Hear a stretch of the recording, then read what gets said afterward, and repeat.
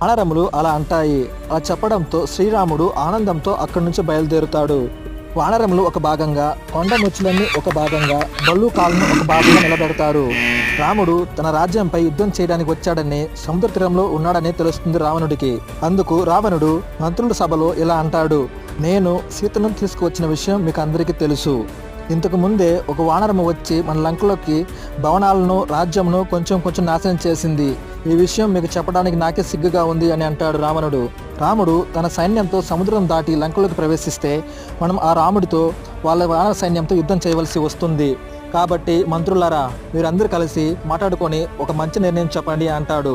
అందుకు ఒక మంత్రి ఇలా అంటాడు: ఓ ప్రభు, నువ్వు ఎందుకు ఇంత బెంగ పెట్టుకున్నావు? మీ అన్న కుబేరుడు హిమాలయాల్లో ఉన్నప్పుడు అతనితో యుద్ధం చేసి పుష్పక విమానం తీసుకుని వచ్చావు. ఆయన్ను ఓడించి రాజ్యం నుంచి తరిమేసి రాజ్యంను సొంతం చేసుకున్నావు. నీ సొంత చెల్లెైన కుంభిని భర్తతో యుద్ధం చేసి నీకు కావలసిన వస్తువులు